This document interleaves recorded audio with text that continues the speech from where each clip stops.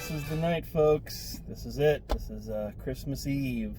And I wanted to save what I think is going to be my final I'll be reviewing for Christmas for this year for tonight, because I want to talk to you briefly about kind of my first beloved Christmas special. You know how kind of like every kid has that movie or that book or whatever that they read or they watch every single day, no matter what time of year it is, you're watching it all the time.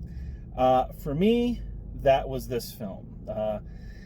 Christmas Eve on Sesame Street was kind of my first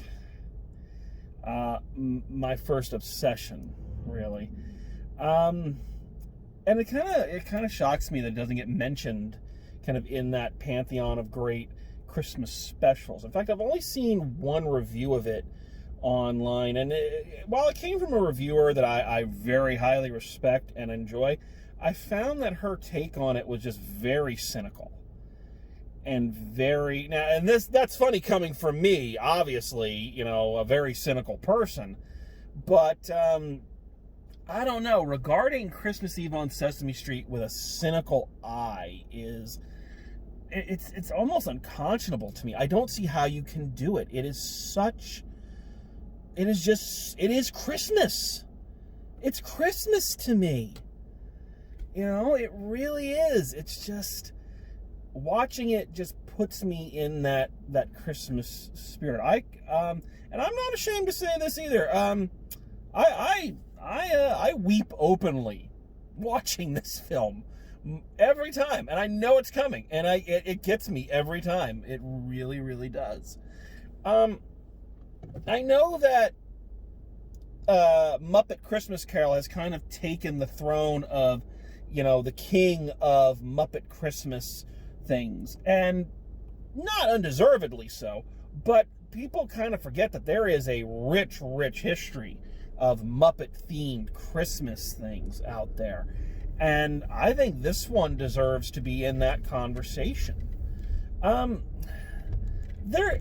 kind of funny thing is about this is that it's a hard movie. You can't really review it because there's not really a narrative as such as it is. It really is like an episode of classic Sesame Street, where you have kind of one main storyline that's playing through it, but it's interjected with kind of all of these little vignettes and all of these, maybe a B plot and all of these little things here. It's just, but all of them are just so charming and beautiful and wonderful. So the main story is Big Bird becomes obsessed, like literally obsessed, because Oscar was egging him on and teasing him about the fact that how does Santa Claus get down the chimney? And if Santa can't get down the chimney, you know, nobody's going to get any presents for Christmas. All right? So this, you know, Oscar kind of, you know, needling Big Bird here, like literally nearly sends Big Bird into a panic attack. He has to find out how Santa gets down the chimneys, otherwise nobody is going to get any presents. It doesn't seem to occur to Big Bird at any point that Santa has gotten down those chimneys every year prior to this one, and everyone's had Christmas. And why is it so important that you find out how he does it? It doesn't matter how he finds out. He just does. Don't worry about it. No, that doesn't seem to come into his head, and nobody seems to tell him this till the end of the movie. But as weird as that is, here's why that's charming, because that is a little kid reaction. And that's what Big Bird is supposed to be. What he's always been is a large child. I think they say, if I remember correctly, he's only supposed to be 8 years old. At least back when I was watching the film. I don't know if that's still the case, but so he has a very, very childlike reaction that I have to know about this, because if I don't, you know, how's he? If I don't know how it works, then it won't work, kind of thing. And there's a charming aspect to it. More so, I think, when he enlists Kermit the Frog, because of course Kermit's there, because Kermit's awesome.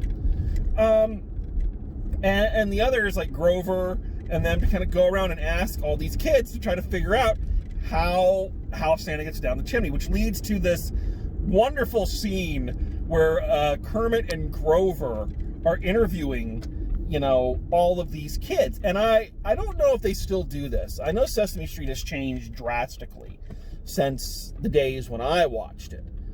But one of the things they used to do back in the day was they would have these little segments where the Muppets would talk to kids, and it was an unscripted segment. And they would just have the kids react to Kermit and Grover and all these characters and film it. Probably the most famous of which is the one where, Kermit is singing, the ABCs with this little girl, and she keeps saying Cookie Monster as part of the alphabet, and Kermit gets frustrated. And, he wanders off, and then she goes, I love you. And he comes back to, I love you too. I'm getting off track. But they have this wonderful segments where Kermit and Grover are just talking to these kids about how does he get down the chimney. And these kids, like, their theories, it's like, you can tell it's unscripted because, this is the stuff kids come up with. There's a couple other great segments. Probably the funniest parts are Cookie Monster attempting to write a letter to Santa Claus to ask for cookies. Never mind that it's Christmas Eve. So he tries writing with a pencil. He tries writing with a typewriter. He tries calling Santa. But in each instance, he keeps getting so obsessed with cookies that he eats the thing that he's writing with. So he eats the pencil. He eats the typewriter. He eats the telephone. You had to be there. It's really funny. But let's talk about the B story here, folks. Because to me, this special is all about the B story. Big Bird trying to find out how Santa gets down the skinny little chimneys is fun, but it's not the heart of this special. The heart of this special to me is the B story. And in this B story, my favorite characters from Sesame Street, Bert and Ernie, enact their own version of the gift of the Magi. And if you're not familiar with that story, I know some of you younger viewers might not be, but it's this very famous Christmas story where there's this poor couple and they don't have any presents. They don't have enough money for presents for Christmas. So the wife, unbeknownst to her husband, cuts her hair and sells her hair to a wig shop so she can have enough money to buy him a watch chain. Whereas he sells his watch so that he has enough money to buy her this really nice hairbrush. And of course, when they get it, it's this, oh my goodness, but I sold it. But, it's the thought that counts, and we're together, which I'm going to be honest, so I can sidetrack here for a second. I never got that story, because she still comes out on top. She still has hair. It's short, but she still has hair. And that hair is going to grow back. His watch is not going to grow back. So she still comes out on top. Anyway, sorry. Sidetrack there. So in this special, Ernie and Bert reenact their own version of the gift of the Magi. And I'm going to tell you something, folks. And I say this without shame and with no reservations. When Ernie trades Mr. Hooper his rubber ducky so that he can get Bert a cigar box so that Bert can put his paperclip collection in it, so his paperclip collection won't get lost anymore.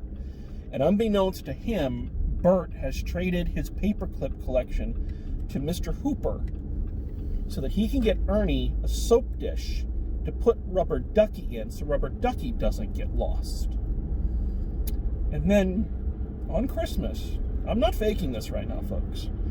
On Christmas, Mr. Hooper brings Ernie and Bert their paperclip collection and rubber ducky, respectively, back as Christmas presents. And then Ernie and Bert sing "Have Yourself a Merry Little Christmas." Well, I'll tell you, folks, and I'm doing it right now. This is not an act. That gets me in the feels every time. That is a direct gut shot to my heart. Every bloody, and I know that's not how anatomy works, so you don't need to point that out. But that's Christmas to me, folks. That's it right there. It's pure Henson magic. So along with that, it's a nice segue into kind of the wonderful songs. Anybody who knows me knows that, you know, my experiences working in retail throughout much of my early adulthood have kind of soured me to Christmas music. I'm not a huge fan. I've gotten better as I've gotten older, but it's still, Christmas music is kind of like my nom triggers. You know, I hear some of those things and I'm right back in the thick of it. But no matter how jaded I was, and no matter how anti-Christmas music I've ever been in my life, that has never extended to Christmas, to Muppet Christmas music. And this film leads the charge. There are some great songs in here. There's some really, really classics in here. There's Ernie and Bert's, Have Yourself a Merry Little Christmas. There are the original songs. There's the opening song of True Blue Miracle. There's a really great version of Feliz Navidad at the very beginning when Big Bird and this little girl are skating on an ice rink. And that's kind of the version of Feliz Navidad in my head. Every time I hear it, that's the version I hear.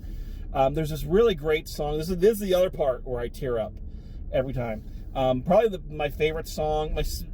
I think this is tied for my favorite song. But one of my favorite songs from this is the song Keep Christmas With You All Through the Year. And it's this scene where Bob, one of the humans on Sesame Street, he comes and he's going to teach this song to these little kids. And then there is Linda, who was the deaf woman. I don't know if she's still on it or not. But unbeknownst to him, she's taught the kids to sing in sign language to him, sing the song to sign languages as a Christmas present. And I've stopped the car now, so don't worry, I'm not driving as I do this. But I remember, even to this day, I'll keep Christmas with you all through the year. When Christmas is over, you can keep it near. As I'm watching it, I'm doing the sign language. I always remember all through the year. Bawling. Bawling. I texted Rebecca, my girlfriend, while I was watching this film, and said, I'm bawling again. And of course, that's like my sentimental favorite, but my actual favorite is the song Oscar the Grouch has called I Hate Christmas. It's a fun little anti-Christmas song, not mean-spirited. It's Oscar the Grouch, but that was the song that saved me a lot of those Christmases working retail, is singing, and it's in that delightful Muppet fashion where it could be misconstrued as adult. There's this line, I love her, it's like, here comes Santa, girls and boys, so who needs his big fat noise? I'll tell him where to leave his toys. It's like, whoa.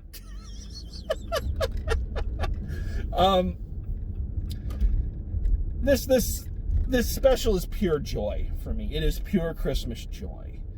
So it's probably no wonder that I wanted to go back to it this year. I want to wrap up here, and I want to wrap up and just kind of talk to everybody out there. Again, I know I don't have a huge viewership, but to those who have always been, never mind. To those who have always, watched and enjoyed, thank you, and I hope you've enjoyed this. And just in case anybody's kind of skimming past and finds this video, just want to talk to everybody for a quick second as we wrap up. I'll be home for Christmas reviews for the year. I don't think I'm saying anything new when I say this. This has been a rough one for everybody. nobody has made it out of this year unscathed. I'm not going to say that this year was all bad, because there are some things in it that have been life-changing for me in good ways, but I don't think we can deny just how rough this year has been.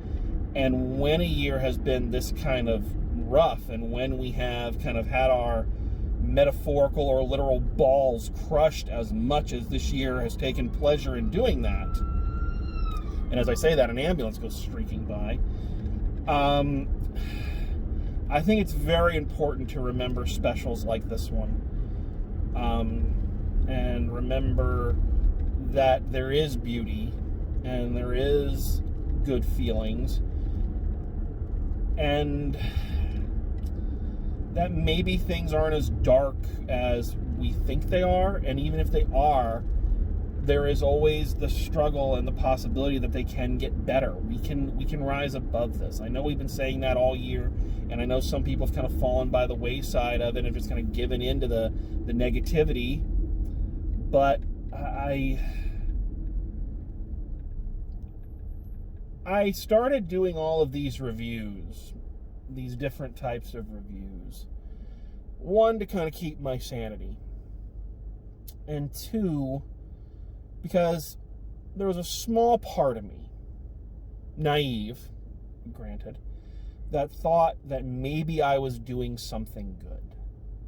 Maybe I was bringing some joy to people, that maybe seeing some of the Forgotten Gems reviews would make them go and try out a new movie while they were stuck inside, or doing the series would kind of find new meaning in these long-running films, or doing the This Is Halloween reviews, or doing these ones would let me kind of talk about things that I don't normally talk about, and I don't know, maybe I could introduce people to new films they hadn't heard of, or I don't know, I just, or if nothing else, maybe somebody might like listening to my thoughts on these films. I don't know. Maybe it was egotistical, maybe it was dumb. And I know some people have, and I'm very thankful for that. I'm very grateful to the people who have enjoyed these videos and have been inspired by them. But I was kind of, I don't know how quite to say it. The realization was kind of laid out at me that I did so many of these that maybe people just stopped paying attention. And that news was not meant to kind of hurt, but it kind of did. Because you think you're doing something, you think you're trying something great, or you're doing something maybe not great, but that you're at least doing something. So the point I'm getting here is that that stung me a little bit. And again, it wasn't meant to. This was not somebody saying anything to me in anger, or to be a dick or a troll on the internet or anything like that. It was just a comment. There was nothing mean-spirited in it, but it's just kind of the way I took it. But one thing I've kind of rediscovered watching some of these old Christmas movies to do these reviews is that maybe that's true, but it doesn't matter. Because some people have watched, and some people have, felt, and some people have found the connection. And I think that means a lot. It's a question of, are you, five people's favorite thing, or 100 people's fifth favorite thing, kind of. What I'm getting at, and I'm taking the long way around here,